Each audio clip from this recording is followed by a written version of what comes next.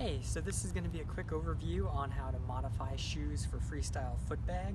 The shoe I'm going to be using as demonstration today is a Reebok G unit, but the basic concepts are also applicable to rod lavers. Okay, so before we jump too deep into specifics, my initial disclaimer is that if you are going to attempt to modify some shoes, if you have any questions, if you're doing something correctly or not, please contact either myself or an experienced player, because the last thing you want to do is spend a lot of money to get some of these shoes, take a knife to it wrong, and then they're unplayable.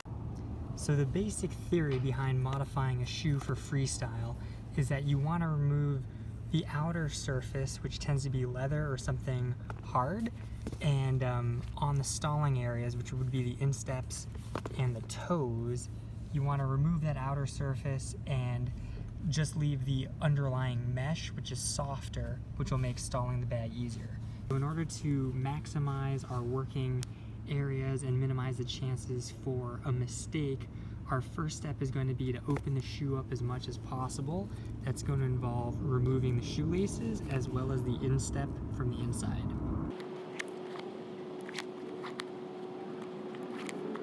Once we've removed the laces, we want to take out the insteps. Sometimes that is glued in rather tightly. I know that with rod lavers, sometimes they are actually glued into place and you'll need to soak those to get them out.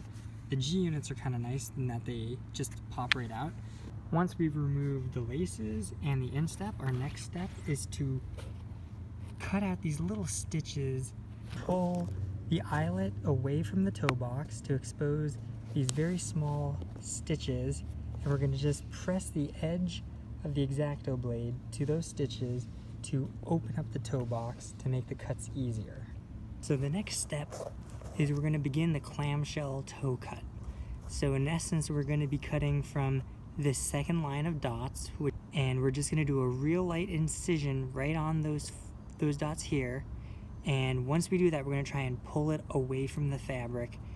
And then once we have that toe hold, we're going to keep pulling on it and then use the edge of the blade to cut a path, not to the very edge, but to maybe within a centimeter of the very edge. Now see, after you've made that initial incision, you don't want to cut too deeply because you don't want to cut the mesh below the surface. But you need to cut deeply enough that you can pull it away. Perfect, here we go.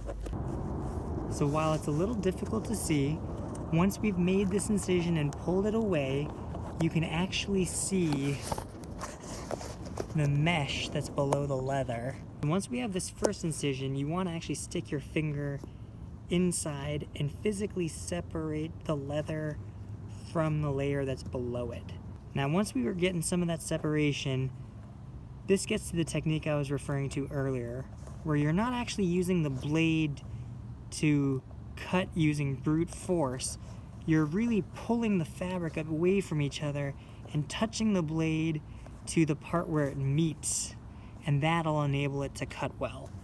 So to ensure that you don't mess up, you can actually almost draw a line with the exacto blade to the spot you want to be cutting. So from the edge of this incision, I like to go to the end of that, I guess, second dot away from the center. 1, 2. Just a straight line. Not actually cutting deeply. This is really just kind of laying the guideline of where I will be cutting. What we don't want to do is take it too far to the edge, because we want to preserve a little bit of space right, and I'm actually drawing it here, right along that edge. So there's still some integrity in the shoe. So once we have these lines drawn and an edge drawn, we can actually start pulling at the fabric and just touching the edge of the blade. See how it's just coming right off like that? Touching the edge of the blade. We're really pulling more than cutting. So we're just pulling right up at the edge, and just touching the edge of the blade right there, and it's just, you'll hear it ripping. And you're really ripping more than cutting is the goal. There you can see we're really just pulling it off.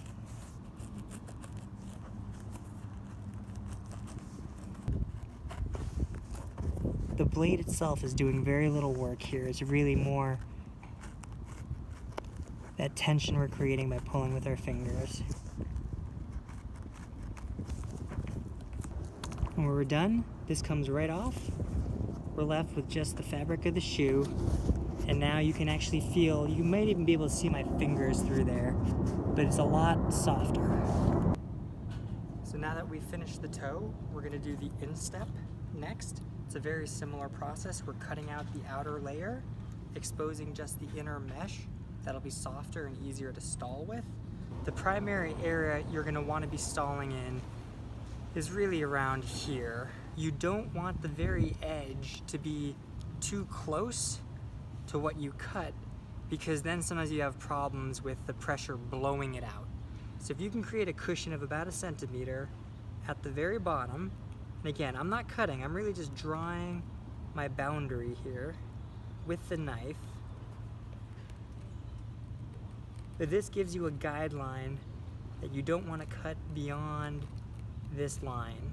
So right when we hit here, this little leather section, I actually just cut a straight diagonal up and really go to the second eyelet.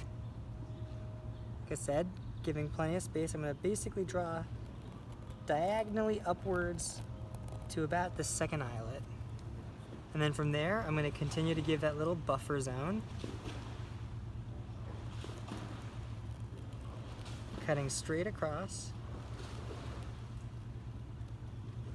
till about the second eyelet as well. And then I just cut a straight line pretty much diagonally down. In this case, I'm actually going to draw it up just so you can see it a little bit better.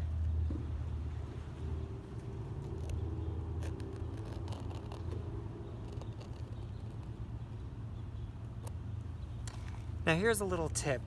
If you have trouble creating space between the fabric here to pinch it and lift it apart, once you get that incision here and you can actually start pulling apart the leather skin away from the inside like this, just keep working that with your fingers, getting that separation, trying to pull that glue apart as much as possible. But once you do that, you'll find that you can actually start pulling apart and just touching the edge of that blade right where you're pulling. And if you're doing that correctly, those lines we drew earlier will just start having it pull apart.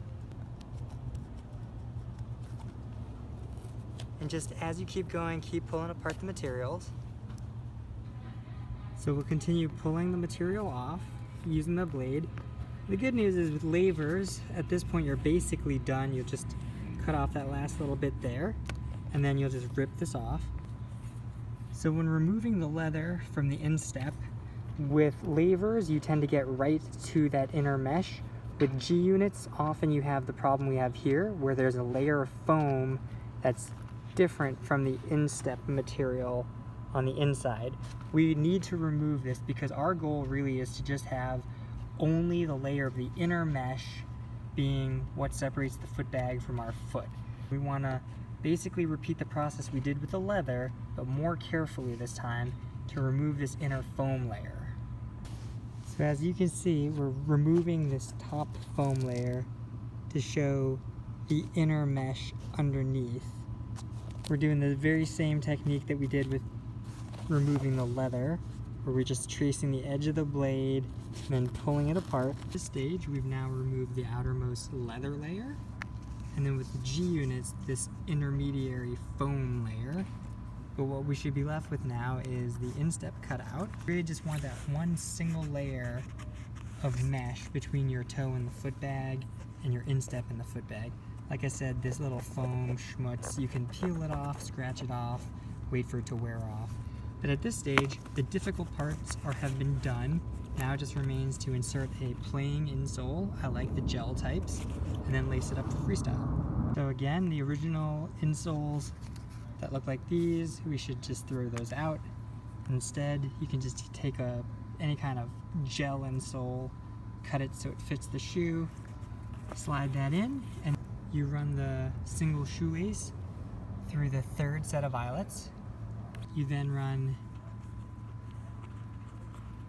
through the fourth set on this side, straight across through the fourth set on the other side.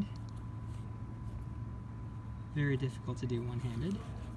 And then on the other side, you do the opposite, where the third set goes through that fourth set on this side, and then through the other side on the fourth side.